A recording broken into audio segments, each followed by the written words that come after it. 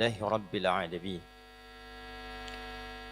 الحمد لله الذي أتم لعبده رزقه والصلاة والسلام على رسول الله الذي تم خلقه فدل على عباد الله تعالى لمن اهتدى فصلوات الله عليه وسلامه التام وعلى آله وصحبه وذريته وأمته إلى يوم الجزاء وبعد فيا عباد الله أحباب الله وأحباب رسوله صلى الله عليه وسلم أوصي نفسي وإياكم بتقوى الله فقد فاز المتقون فلا تموتن إلا وأنتم مسلمون فقال تعالى يا أيها الذين آمنوا اتقوا الله حق تقاته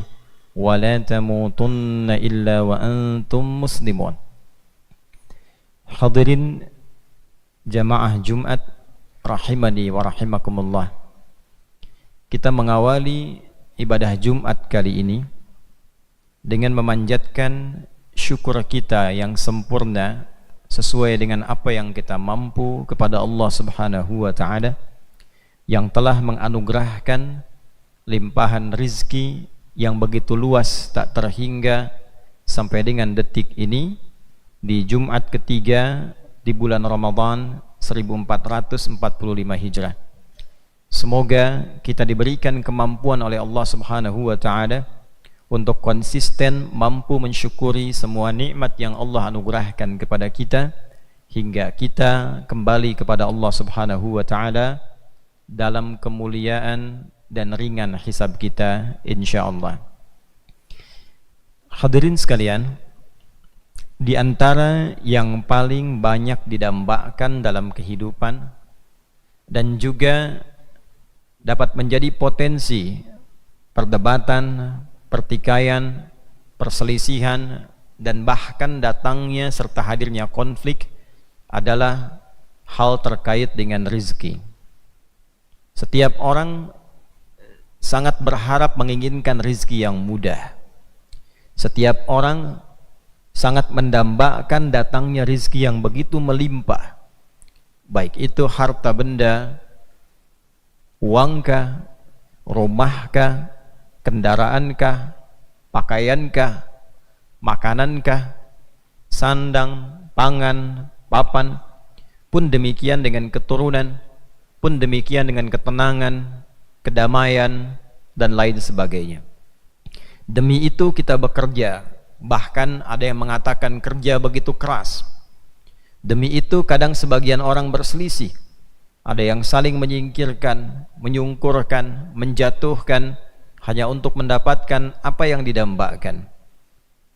Untuk itulah kemudian Allah Subhanahu wa taala memberikan informasi yang tegas kepada setiap hambanya untuk diketahui bahkan sebelum rizki itu dicari, dan Allah berikan pelajaran besar bahkan sejak kita dalam kandungan ibunda kita, tanpa mencari, tanpa berselisih, tanpa protes, tanpa bekerja keras, Allah Subhanahu wa taala menganugerahkan rizki bahkan dari sisi yang tidak diduga.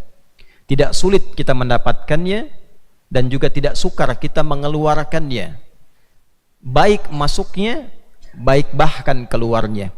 Innallaha huwar razzaqu dzul quwwatil matin. Demikian tegas Allah Subhanahu wa taala saat akan menutup surah Adz-Dzariyat itu, tepatnya di ayat ke-58.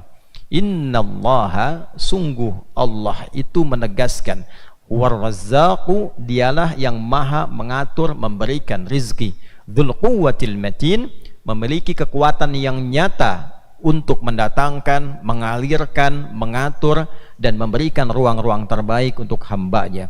Walladzi qaddara fahada, menentukan rizki bagi setiap hambanya, berapa jumlahnya, apa yang kira-kira bermanfaat selama hidupnya sampai pulang, dan berikan petunjuk untuk mendapatkannya sehingga nyaman dengan itu sampai kembali kepada Allah Subhanahu wa taala. Allah yang menjelaskan, ini yang baik untukmu, ini yang buruk untukmu. Makan ini supaya engkau sehat dan baik, jangan dimakan yang ini karena itu ujian bagimu. Ada sesuatu yang tidak baik untuk hidupmu, ada yang kurang sehat untuk kesehatanmu, ada yang tidak sehat untuk imanmu, ada yang tidak sehat bahkan untuk akalmu. Ini jangan diminum, bila engkau minum ini akalmu rusak. Ini jangan dimakan, bila engkau makan ini badanmu sakit. Ini jangan dikonsumsi, bila engkau konsumsi imanmu yang goyah. Ada yang dilarang demi kemaslahatan kita, ada yang diperintahkan untuk dikonsumsi demi kebaikan kita. Hadirin, itulah yang dimaksud dengan rizki. Sejak saat kita dalam kandungan, Allah memerintahkan malaikat untuk mencatat itu semua. Didokumentasikan oleh Al-Imam Al-Bukhari di dalam kitab sahihnya nomor hadis 3208, tersambung melalui sahabat Abdullah bin Mas'ud radhiyallahu taala anhu dari Nabi sallallahu alaihi wasallam. Bahkan beliau mengatakan, atau kama qala min ar-rawi, haddatsana qala an Abi Abdurrahman Abdullah bin Mas'ud radhiyallahu taala anhu anin Nabi sallallahu alaihi wasallam wa huwa shadiqul masduq. Dari Abu Abdurrahman Abdullah bin Mas'ud radhiyallahu taala anhu, hadis ini tersambung kepada Nabi sallallahu alaihi wasallam sedangkan beliau as-sadiqul masduq. Jika ada di dalam sanad hadis keterangan as-sadiqul masduq, ini menunjukkan bahwa hadis ini akan berisi informasi yang gaib, informasi yang tidak banyak orang mengetahuinya melalui jalur standar. Karena itu yang pertama harus ditanamkan pada jiwa kita adalah keyakinan tanpa ragu. Ditegaskanlah sifat Nabi yang pertama as-sadiq, orangnya selalu benar, tidak pernah berdusta. Karena sifatnya selalu benar, dibenarkan bahkan oleh lawannya, maka bagi insan yang beriman tidak ada celah untuk meragukannya. Al-masduq, sifat dibenarkan. Ada orang benar, tapi belum tentu orang membenarkannya. Nabi punya dua sifat yang bersamaan. Orangnya benar, dibenarkan bahkan oleh lawannya sekalipun.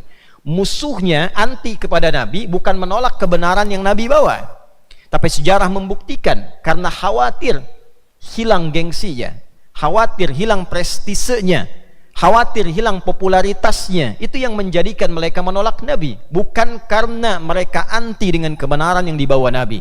Itulah as-sadiqul masduq. Jadi jika lawannya saja membenarkan Nabi, maka kita sebagai umatnya mutlak meyakini kebenaran yang dibawa Nabi tanpa ragu sedikit pun. Apa yang disampaikan oleh Nabi sallallahu alaihi wasallam, qala aw kama qala inna ahadakum yujma'u fi batni ummihi 40 yawman nutfah.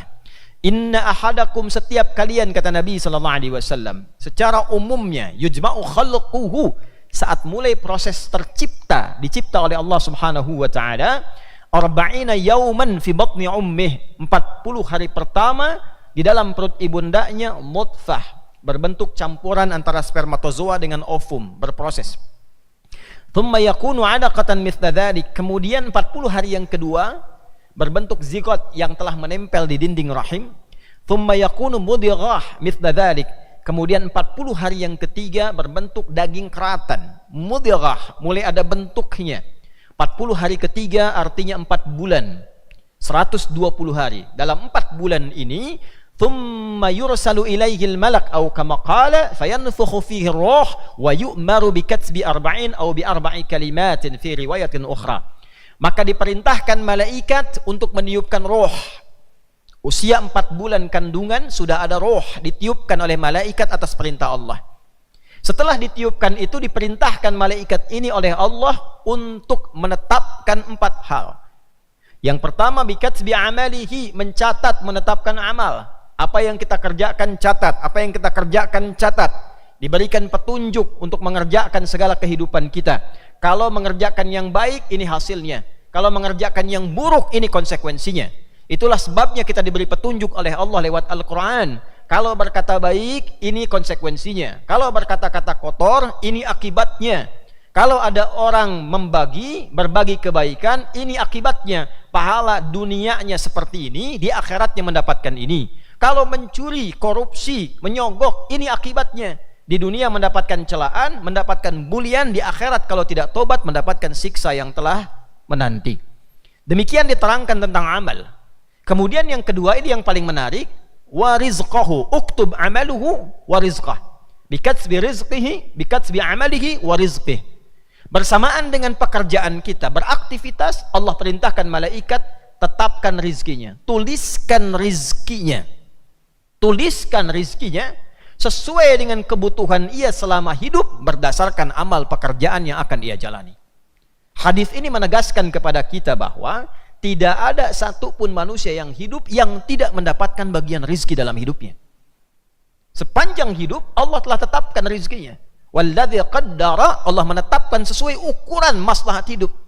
Si fulan sekian, si fulan sekian, ada yang 1 miliar, ada yang 100 miliar, ada yang 1 triliun, sesuai maslahat hidupnya. Bagaimana rizki itu mendukung amalnya supaya soleh. Itulah sebabnya di hadis ini amal didahulukan sebelum rizki, untuk menunjukkan pesan bahwa rizki itu diberikan untuk mensupport amal supaya menjadi amal yang soleh. Diberikan pakaian rizki, bagaimana pakaian itu menjadi soleh. Dipakai sholat, dipakai baca Al-Quran, dipakai bekerja mencari yang halal, dipakai belajar. Rizki itu digunakan mendukung amal supaya saleh, bukan untuk merusak amal. Beli baju dipakai untuk tawuran, beli baju dipakai untuk bikin hoax, beli baju dipakai untuk maksiat. Ada orang yang sekarang beli baju untuk dibuka bajunya, dibuka auratnya. Bukan itu tujuan utama dalam rizki. Maka demikian kemudian Allah tegaskan, wa fis samai rizqukum wa ma tu'adun, di surah Az-Zariyat surah 51 ayat 22 itu. Dan telah ditetapkan di langit rizki setiap kita, dan dijanjikan akan diberikan mengiringi amal perbuatan kita. Lapar, perbuatannya ingin makan, maka dikirimkan rizki supaya dimakan. Diatur mana yang menyehatkan, mana yang menyakitkan. Makanlah ini, tinggalkan ini. Itulah sebabnya Allah terangkan, ini makanan yang halal, ini makanan yang haram.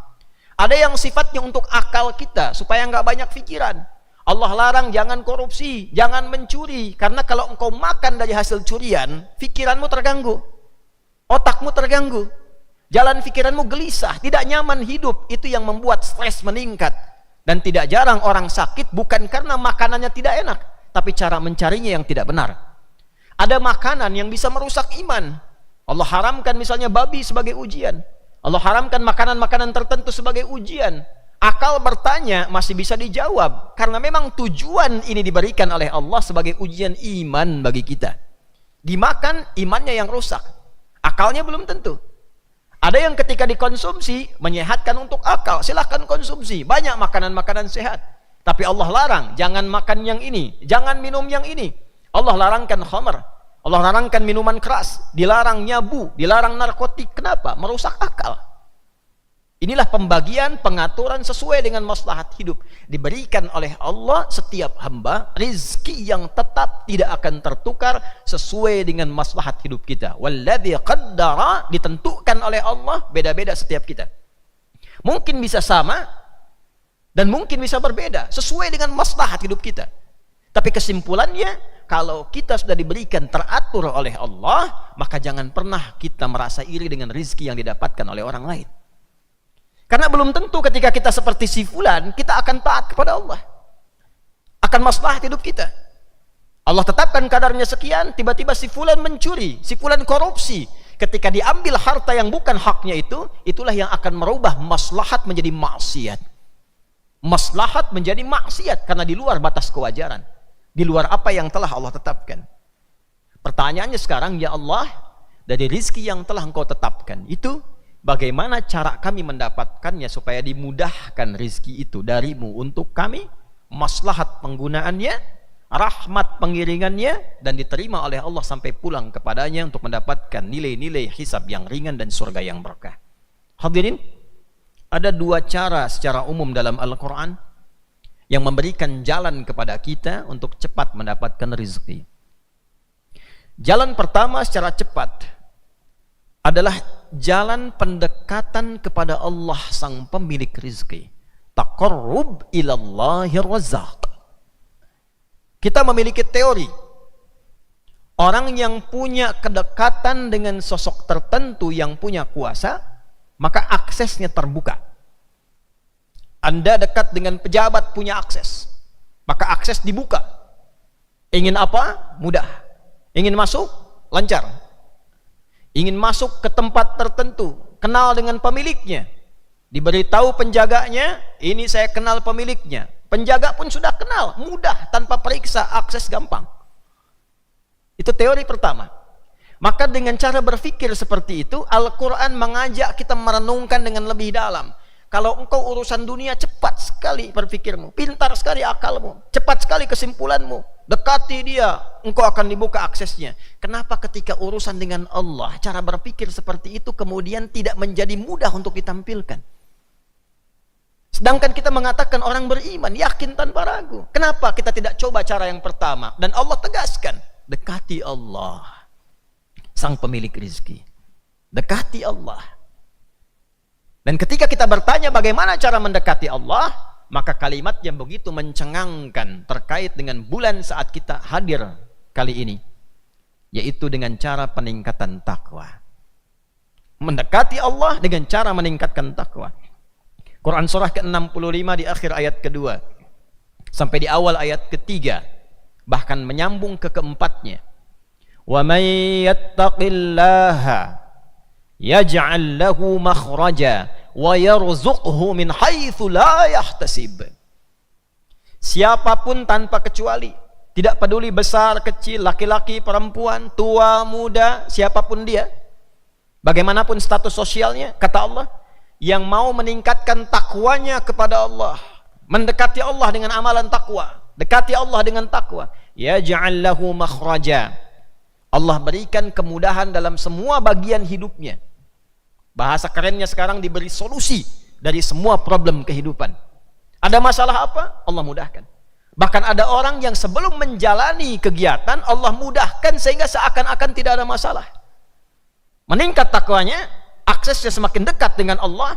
Allah sang pemilik langit dan bumi dan segala isinya, pemilik alam semuanya, dimudahkan semua aksesnya, dimudahkan urusannya. Wa yarzuqhu min haitsu la yahtasib. Bahkan urusan rezeki pun, kata Allah, dikirimkan dari sisi yang tidak dia duga. Dikirimkan dari sisi yang tidak dia duga. Hadirin rahimani wa rahimakumullah, Ramadan adalah bulan peningkatan takwa. Ramadan diperintahkan pada kita untuk meningkatkan takwa. Ya ayyuhalladzina amanu kutiba alaikumus siyamu kama kutiba alal ladzina min qablikum la'allakum tattaqun. Itulah sebabnya kita latihan mendekati Allah di bulan ini. Salat kita meningkat. Salat itu adalah amalan pertama wujud takwa. Al-Baqarah di ayat 2 dan 3. Dzalikal kitabu la raiba fihi hudal lil muttaqin. Siapa orang takwa di sini? Alladzina yu'minuna bil ghaibi wa yuqimunas shalah. Orang yang begitu yakin dengan Allah walaupun tidak mampu melihatnya, yakin bertuhan kepadanya, menyembahnya, dia buktikan itu semua dengan menunaikan salat. Di situ tulisannya di mushaf alif lam shad lam waw, fathah tegak di atasnya tak marbutah, menunjukkan bentuk kuantitas yang banyak. Jam'ul jama', dia tambah fardunya, dia tingkatkan sunnahnya. Itulah sebabnya Ramadan kita tambah malam tarawih, rawatib kerjakan, duha dikerjakan, tak terasa nambah sholat kita. Coba dilihat, berpikir dengan jernih, bukankah saat Ramadan rezeki begitu melimpah? Hal yang tadinya susah sekarang, sebelum subuh sudah ada makanan. Betapa banyak di masjid-masjid ada sahur gratis, buka gratis, takjil gratis. Itu disadarkan oleh Allah tanpa kita sadari tiap hari itu. Wa yarzuqhu min haitsu la yahtasib. Sekarang orang pengen makan di jalan, belum nyampe rumah, mampir sedikit sudah ada orang ngasih kurma. Minimal dikasih air. Mampir masjid ada bukaan, menunya macam-macam. Tiap hari. Orang ningkatkan lagi baca Quran. Baca tiap malam, tiba-tiba dikirimkan makanan ke dalam masjid. Ada yang baca tilawah sampai datang sahur. Bahkan Allahu Akbar, tidak diminta, diatur sendiri. Sekarang si fulan yang ngasih makanan, besok si fulan ngasih makanan. Wa yarzuqhu min haitsu la yahtasib. Tiap hari kita ditunjukkan lewat Ramadan, dilatih kita. Pertanyaannya, apakah kita akan konsisten mempertahankan ini sampai selesai Ramadan? Kalau tiap hari ditunjukkan, tiap hari dilihat, tiap hari disaksikan, tiap hari dirasakan, selama sebulan, selepas sebulan kemudian tidak sadar dengan amalan itu, maka ada yang salah dengan cara berpikir kita. Ada yang sakit dalam imannya. Anda makan kerupuk selama sebulan, 30 hari. Hari ke-31 diberi makan, kerupuknya tidak diberikan. Bukankah pertanyaan pertama Anda, mana kerupuknya? Anda tarawih tiap malam, sholat tiap malam, baca Quran tiap hari. Selesai Ramadan, hilang kebiasaan itu. Ada yang salah. Ada yang salah. Ada yang salah. Ini adalah latihan untuk melatih kita dekat dengan Allah sehingga manfaat Ramadan tanpa terasa. Ramadan itu kalau benar dilakukan meningkatkan takwa, peningkatan takwa itu melahirkan kemudahan dalam rezeki. Sebuah kisah yang singkat. Al-Quran itu begitu indah, diberikan penjelasannya, diberitahu jalannya, diberitahu contohnya, dan kalau dilihat dalam biografi ketemu orangnya, nyata betul. Maryam alaihissalam. Quran surah 3 Ali Imran di ayat ke-37.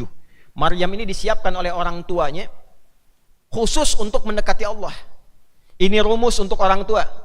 Kalau ingin dimudahkan rezekinya di keluarga, untuk orang tua, bapaknya, ibunya, kakeknya, neneknya, bahkan saudaranya, maka siapkan satu di antara anaknya supaya dekat dengan Allah. Jadikan ahli salat, jadikan ahli Quran. Ada ayat yang tegas menyampaikan, nahnu narzuquhum wa iyyakum. Ada rizki yang aku titipkan lewat anak untuk kedua orang tuanya. Apa investasinya? Dekatkan anak dengan Allah. Dekatkan anak dengan Allah. Di antara contohnya Maryam oleh Imran dan Hannah. Imran itu bukan nabi, orang saleh. Hannah istrinya salihah. Dua-duanya menyiapkan Maryam anaknya. Bukan rasul, bukan nabi, perempuan salihah, terhormat. Disiapkan tempat ibadahnya, dibikinkan mihrab, tidak boleh ada yang ganggu. Imran meninggal sebelum anaknya tumbuh, begitu lahir meninggal dunia, tidak sempat melihat Maryam. Tapi pesannya Imran kepada istrinya, teruskan jaga anak supaya dekat Allah. Dirawat oleh pamannya Zakaria, pamannya yang mengirimkan makanannya, pakaiannya. Tapi menariknya, ketika orang tua benar-benar menautkan ikhtiarnya kepada Allah dengan benar, maka dijawab oleh Allah. Fataqabbalaha rabbuha biqabulin hasanin wa anbataha nabatan hasanan wa kaffalaha Zakaria. Kullama dakhala 'alayha Zakaria al-mihraba wajada 'indaha rizqa. Qala ya Maryamu anna laki hadha? Qalat huwa min 'indillah. Inna Allaha yarzuqu man yasha' bighairi hisab. Bighairi hisab. Aku terima, kata Allah, ikhtiar orang tua. Aku rawat. Kalau Allah sudah terima, Allah yang perhatikan. Dari mulai tumbuh sampai berkembang dewasa, bahkan sampai wafatnya. Zakaria alaihissalam yang ditugaskan memberikan makanan, pakaian, bingung. Setiap masuk ke mihrabnya Maryam, sudah ada makanan. Musim anggur ada anggur biasa. Bukan musim anggur ada anggur. Semua keperluan ada. Kata Zakaria alaihissalam, ya Maryamu anna laki hadha. Maryam, dari mana semua ini? Qalat huwa min indillah. Kata Maryam, iya, ini semua adalah dari Allah subhanahu wa ta'ala. Innallaha yarzuqu man yasha' bighairi hisab. Ini kata kuncinya. Allah sungguh paman, Allah itu akan memberikan rizki bentuknya apapun tanpa batas pada siapa yang dikehendaki. Rumus tafsir mengatakan begini. Kalau ada di Al-Quran kalimat mayyasha, maksudnya masuklah pada golongan yang dikehendaki oleh Allah itu. Bukan ingin mengkhususkan. Al-ibaratu bi umumil lafzi la bi khususis sababi. Hukum itu berlaku karena keumuman ayat, bukan khusus sebabnya. Jadi maksudnya kalau ingin seperti Maryam, maka lakukan amalan seperti yang dikerjakan Maryam, maka masuklah pada golongan yang dikehendaki oleh Allah. Dari mana taunya itu? Nabi Zakaria langsung mengerjakan apa yang dikerjakan oleh Maryam di mihrabnya Maryam. Berdoa, sholat, minta kepada Allah, minta yang mustahil menurut manusia, tapi dibutuhkan oleh beliau. Kenapa mustahil? Karena istri beliau divonis oleh medis, mohon maaf, monopus dan mandul, tidak mungkin punya keturunan. Maka minta di situ kepada Allah dan dikabulkan seketika. Hunalika da'a Zakaria rabbah qala rabbi habli min ladunka dzurriyyatan thayyibah innaka sami'ud du'a fanadathul malaikatu wa huwa qa'imun yusalli fil mihrab annallaha yubashshiruka bi Yahya. Jadi kalau dengan Allah dekat, keturunan itu dijaga mudah, rezeki dijaga mudah, makan itu dapat nyaman, sehat, tenang. Terakhir kunci untuk mendapatkan ini, jangan tarik ibadah kepada dunia. Karena tujuan mendekati Allah itu bukan untuk rizkinya, tapi untuk Allahnya. Menunjukkan ketaatan kita kepada Allahnya, bukan karena rizkinya. Awas, jangan salah. Jadi kalau kita mendekat kepada Allah, tujuannya untuk mendapatkan rizkinya, yang dapat cuma rizkinya. Ridha dan cinta Allahnya nggak dapat. Jadi Maryam itu disiapkan mihrab untuk mendekat kepada Allahnya. Rizki itu cuma bonus saja. Cuma jalan singkatnya mendekat kepada Allah. Tujuan mendekat kepada Allah itu taqarrubnya adalah jangan tarik kepada aspek rizkinya, tapi tarik kepada taqarrub untuk mendekati Allah, meraih cinta dan ridhanya. Itu yang menjadikan kita dijaga tanpa batas rizkinya oleh Allah Subhanahu wa taala. Karena sering ditemukan kekinian orang ibadah ditarik ke dunianya. Tahajud supaya lulus ujian, puasa supaya pekerjaan diterima, supaya gaji naik. Gampang bagi Allah mewujudkan itu. Ya. Tarik ke akhirat, tarik ke ibadah, rizki akan mudah diberikan. Jalan pertama. Sebagai penutup khutbah singkat ini, jalan kedua adalah jalan yang ditempuh oleh umumnya manusia. Standar. Yaitu bekerja. Ingin kaya? Kerja. Ingin melimpah rizki? Kerja. Apa dalilnya? Ya ayyuhan nasu kulu mimma fil ardi halalan thayyibah. Quran surah kedua ayat 168. Hai semua manusia, kalau ingin makan, kalau terpenuhi kebutuhan, ingin diwujudkan, kerja. Silahkan cari makan, kerja. Minimal untuk makan. Jelajahi, jangan putus asa. Tidak ada di Tapos, cari tempat lain. Sukacai tidak ada, cari ke Cadasari. Cadasari tidak ada, cari ke Menes. Menes tidak ada, cari Labuan. Labuan tidak ada, ke Anyer. Anyer tidak ada, Cilegon. Cilegon tidak ada, ke Serang. Serang tidak ada, Tangerang. Sebanten tidak ada, cari ke Jakarta. Jakarta tidak ada, cari ke Sumatera. Apa tidak ada tapak bumi ini yang bisa kita dapatkan untuk mendapatkan bagian untuk makan kita? Kata Allah, kita diciptakan, diberi kemampuan untuk itu. Asal tidak malas, bisa makan. Tidak harus mencuri. Kenapa harus mencuri? Kenapa harus berjudi? Kalau mau bekerja, Allah berikan. Itu poinnya, kerja.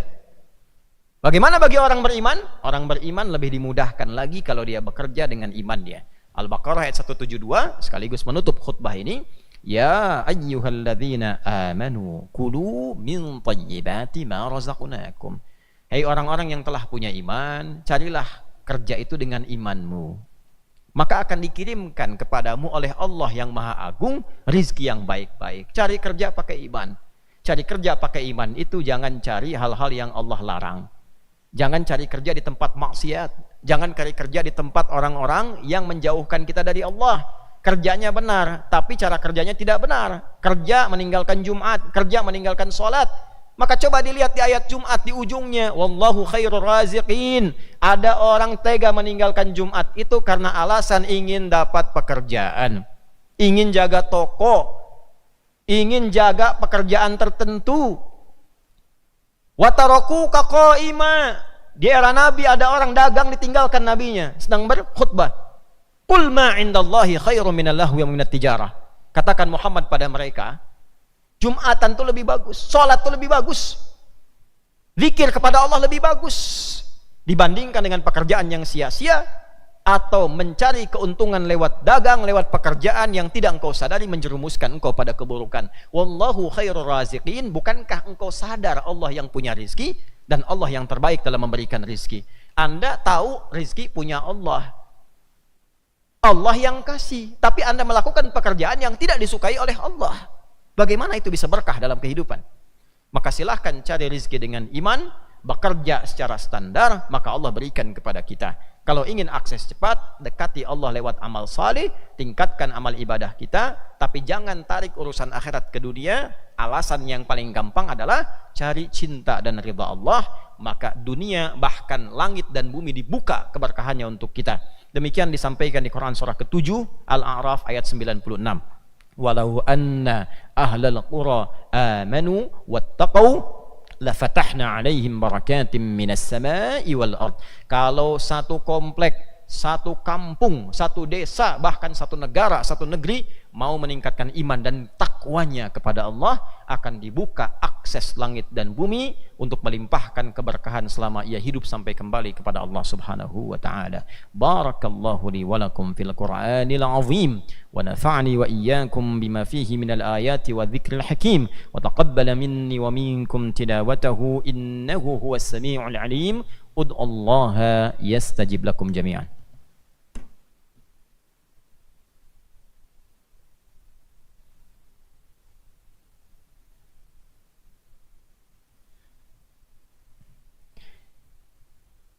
Alhamdulillahi Rabbil Alamin.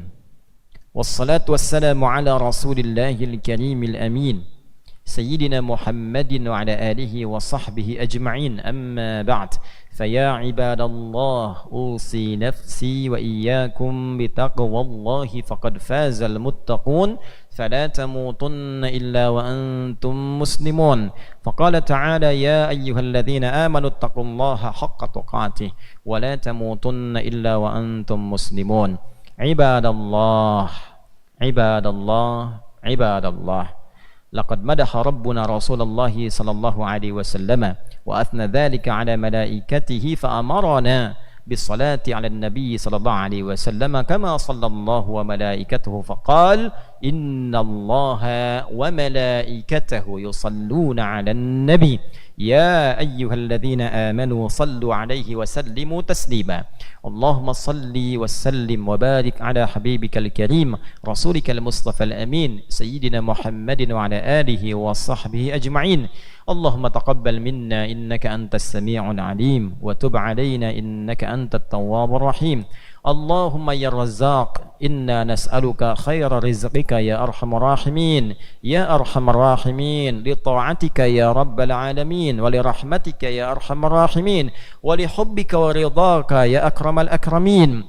Allahumma la tada' lana fi maqamina hadha dhanban illa ghafartah, wa la hamman illa farajtah, wa la daynan illa qadaytah, wa la maridan illa shafaitah, wa la hajatan min hawaijid dunya wal akhirati fiha laka ridan wa fiha lana as-salah illa qadaytaha ya arhamar rahimin. Allahumma ya khairan nasirin, Allahumma ansur ikhwatana fi Falastin, اللهم زد قوة المجاهدين في فلسطين، اللهم اجعل أحياءهم مجاهدين في سبيلك واجعل موتاهم شهداء واصبر أهاليهم وألحقنا معهم في رحمتك يا أرحم الراحمين. اللهم حرر المسجد الأقصى ورزقنا نعمة الصلاة في مسجد الأقصى قبل مماتنا يا رب العالمين. اللهم احفظ هذه البلاد المحبوبة أندونيسيا واجعلها بلدة طيبة وأنت ترضاها، واحفظ يا الله رئيسها، واحفظ يا الله أمراءها، واحفظ يا الله علماءها، ألف يا الله شعبها، جنبنا من التفرقة يا رب العالمين. اللهم اكفنا بحلالك عن حرمك وأغننا بطاعتك عن معصيتك وبفضلك عن من سواك. ربنا آتنا في الدنيا حسنة وفي الآخرة حسنة وقنا عذاب النار. وصلى الله على سيدنا محمد وعلى آله وصحبه أجمعين وآخر دعوانا أن الحمد لله رب العالمين. عباد الله، إن الله يأمر بالعدل والإحسان وإيتاء ذي القربى وينهى عن الفحشاء والمنكر والبغي يعظكم لعلكم تذكرون. ولذكر الله أكبر والله يعلم ما تصنعون. أقيموا الصلاة يرحمكم الله.